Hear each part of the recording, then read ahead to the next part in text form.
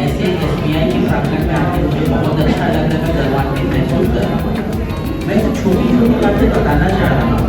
जैसे यहाँ जो है मैक्सिमम सब्सेट देख रहा हूँ, ये वो लोग हैं जो या तो सेवानिवृत्त हो चुके हैं या सेवानिवृत्ति के कगार पे। तो कुछ समस्या छाती संबंधी, फेफड़ा संबंधी इस उम्र में होती है, और खास करके विगत 2 वर्षों के बाद ये बहुत ज़्यादा बढ़ गई है फेफड़ा संबंधी समस्या। 2 साल पहले मुझे भी लोगों को बताना पड़ता था कि पल्मोलॉजिस्ट क्या होता है, छाती रोग विशेषज्ञ क्या होता है, लेकिन कोरोना महामारी के बाद सबको पता है कि पल्मोलॉजिस्ट या छाती रोग विशेषज्ञ क्या होता है।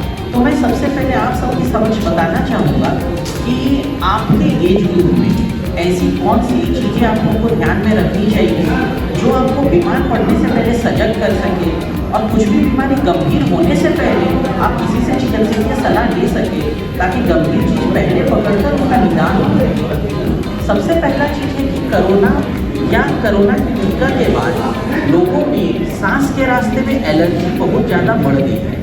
सांस के रास्ते में एलर्जी का मतलब है कि जहाँ तापमान बदलता हो, कि आप एसी के अंदर बैठे हो, बाहर धूप में चले गए, या फिर बारिश पड़ती हो, या कोई धूल धुआं डस्टिंग का काम हो, तो उसके बाद लोगों को छाती में थोड़ा अकबक बेचैनी हो सकता है, सूखी खांसी हो सकता है जो रात के समय या अर्ली मॉर्निंग में ज़्यादा तेज हो सकती है।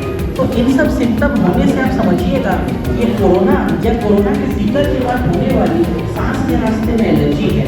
ये हर उम्र में हो रही है, लेकिन ओल्ड एज में ये कभी कभी सीरियस हो सकता है, क्योंकि अगर मान लीजिए किसी को तेजी से खांसी हो रहा हो, रुक नहीं रहा हो, तो थोड़ा देर के लिए संतुलन होकर गिर भी सकता है, अचकित हो सकता है, इससे भी चोट लग सकती है। तो अगर आप सीनियर सिटीजन ब्रैकेट में हैं और आपको इस तरह से मौसमी खांसी से आगाह होना चाहिए, ऐसे खांसी आए कि तुरंत बैठ जाए, उसमें मूवमेंट ना करें, ताकि अगर आप गिरने जैसा हो तो चोट नहीं लगे, इसका ध्यान रखना जरूरी है। दूसरा, शुगर लेवल। जो लोग डायबिटीज़ नहीं भी थे, कोरोना के बाद उन लोगों में डायबिटीज़ बढ़ती जा रही है। पहले जितना ज़्यादा डायबिटीज़ होता था उससे ज़्यादा हो रहा था। तो आज के ज़माने में हर 3 महीना में एक बार अपना फास्टिंग शुगर या 3 महीना का शुगर HbA1c जरूर करें। अगर समय मिलता हो आधा घंटा से 45 मिनट रोज तेज चलने का कोशिश करें। Walking should be brisk walking या फास्ट वॉकिंग या जॉगिंग, नॉट वॉकिंग। अगर आप ये कर सकते हैं तो कोरोना के बाद होने वाला शुगर पे ध्यान रखा जा सकता है। तीसरा चीज़ हो रहा है अधिक संख्या में मोतिया बिंदिया कैटरैक्ट होना। जो लोग चश्मा पहनते थे, आप लोग नोटिस करोगे कि कोरोना के बाद आपके चश्मा का पावर चेंज करना पड़ रहा है। जो चश्मा नहीं पहनते थे वो नोटिस करते हैं कि कोरोना के बाद आँख में कभी धुंधलापन वगैरह दिखता है। तो 6 महीना में एक बार किसी भी ऑप्टोमेट्रिस्ट से आँख का पावर जरूर चेक कराएंगे। साल में एक बार किसी आई डॉक्टर से मोतियाबिंद के बारे में चेकअप जरूर कराएंगे। ये कुछ चीज़ें कोरोना के बाद खास करके सीनियर सिटीजन्स में होगी। अगला, किडनी में पथरी, पेशाब के रास्ते में पथरी। मैं छाती का डॉक्टर हूँ, मैं आपको किडनी में पथरी के बारे में क्यों बोल रहा हूँ? For the simple reason, social media, WhatsApp university में बहुत भयंकर फॉरवर्ड मैसेजेस होती थी कि आप काढ़ा पीजिए, ये पीजिए, ये पीजिए। ट्रस्ट में काढ़ा पी से कोई कोरोना से नहीं बचा। जितने मरीज मेरे पास आए थे सबने काढ़ा पिया था। तो काढ़ा ने क्या कराया? Fatty liver, kidney stone. काढ़ा सप्ताह में एक बार पिया जाए समझ में आता है। कोई बीमार पड़े साल में एक बार 3-4 दिन पिया जाए समझ में आता है। लेकिन कोरोना के भय ने बहुत लोगों को दिन में 2 बार या 3 बार काढ़ा पीने को मजबूर किया था भय के कारण। और आप ही के कोई ट्रस्टेड लोग आपको ये फॉरवर्ड मैसेज भेजते थे, कोई अनजान आदमी नहीं भेजता। तो इतने परिमाण में काढ़ा ने काफ़ी लोगों में फैटी लीवर और किडनी स्टोन कराया। तो अगर आप लोग नोटिस करते हो कि पेशाब के रास्ते में रुकावट हो रहा है, या पेट के निचले हिस्से में दर्द हो रहा है, या इंडाइजेशन बन रही है, तो काइंडली किडनी स्टोन या फैटी लीवर के बारे में सोचेंगे। इसका उपचार बहुत आसान है, बहुत दिक्कत की बात नहीं है। अगर पेशाब के समय दर्द या रुकावट होता हो, आप अपने पानी की मात्रा बढ़ाएंगे, डिहाइड्रेशन होने नहीं देंगे। बहुत छोटे छोटे स्टोन जो कंकर होते हैं उसी से निकल जाते हैं।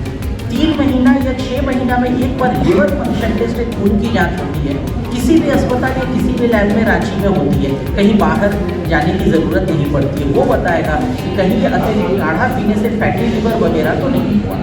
तो कोरोना के बाद ये 3-4 चीज़ें बहुत अतिरिक्त मात्रा में हो रहा है। इसके बाद एक खतरनाक बीमारी है जो आप लोगों को ध्यान में रखना है, दैट इज़ मेमोरी लॉस या भूलने की बीमारी। ऐसे भी भूलने की बीमारी एक उम्र के बाद होती है, 65-70 के बाद भूलने की बीमारी होती है, लेकिन कोरोना से गुजरने के बाद यंग पीपल 30, 35, 40 के लोग भी मुझे बोलते हैं कि भूलने की बीमारी हो रही है। तो this is the right time for a lifestyle change. अगर स्मार्टफोन इस्तेमाल करते हैं, स्मार्टफोन में कैलेंडर अलार्म्स का यूज़ कीजिए। स्मार्टफोन नहीं इस्तेमाल करते हैं, एक छोटा पॉकेट डायरी रखा करिए जिसमें कुछ अपॉइंटमेंट्स वगैरह लिख के रखिए, क्योंकि अभी तक इस भूलने की बीमारी के कारण नहीं पता चला है तो इसका कोई निदान अभी तक है नहीं। लेकिन अगर आप सजग हो जाए कि कोरोना के बाद लोगों में भूलने की बीमारी वाकई में हो रही है, तो आप इसका रोकथाम या इसका प्रिवेंशन प्रिकॉशन जरूर कर सकते हैं।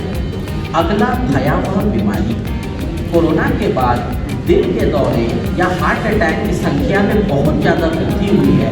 और अभी रिसेंटली हम लोग सब न्यूज़ में पढ़ रहे हैं कि कुछ सेलिब्रिटी भी जो लोग फिट थे या जिनका उम्र 50 भी नहीं हुआ था, उनमें भी ये हार्ट की प्रॉब्लम होकर प्रीमेच्योरली वो हमें छोड़ के चले गए। तो कोरोना के बाद शरीर में ब्लड क्लॉट्स बहुत ज़्यादा हो रही है। ये कहीं ना कहीं उस वायरस की मारक क्षमता के कारण हो रही है कि जो वायरस शरीर में जाने के बाद भी अपना छाप शरीर में छोड़ जाती है। तो अगर आप सीनियर सिटीजन है, 60+ है, कोरोना से गुजरे हैं, तो एक बार साल में हार्ट का चेकअप ज़रूर कराइएगा। हार्ट का चेकअप बहुत महंगा या बहुत हार्ड या कोई ऑपरेशन वाला नहीं होता है, कुछ सिंपल टेस्ट होते हैं जो इसको पकड़ सकते हैं। लेकिन इसके बारे में जानकारी रहिएगा तो ज़रूर वो हाहाकार तक नहीं बनेगा। ये कुछ छोटा छोटा चीज़ मैं आप सबकी समझ बताना चाहूँगा। बाकी मैं एक ही मैसेज देना चाहूँगा कि whatever may be your age, please don't stop movement. संतुलित आहार का कोई एज नहीं होता है, चाहे मेरे उम्र में हो, मेरे जो असिस्टेंट है वो तो मेरे से भी छोटे हैं, या यहाँ जितने लोग बैठे हुए इनके ऊपर है। संतुलित आहार का कोई एज नहीं होता।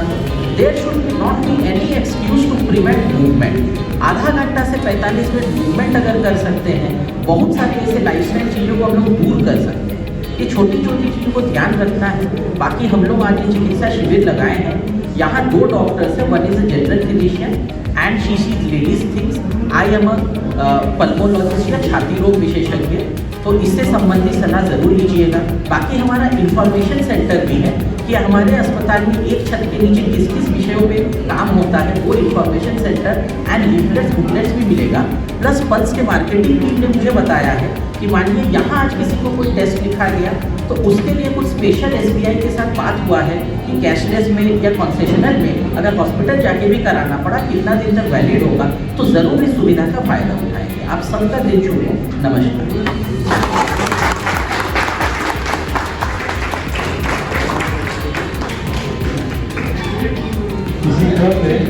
हमारे बीच मैं Ajay Kumar Chhabra, executive member of committee भी हूँ।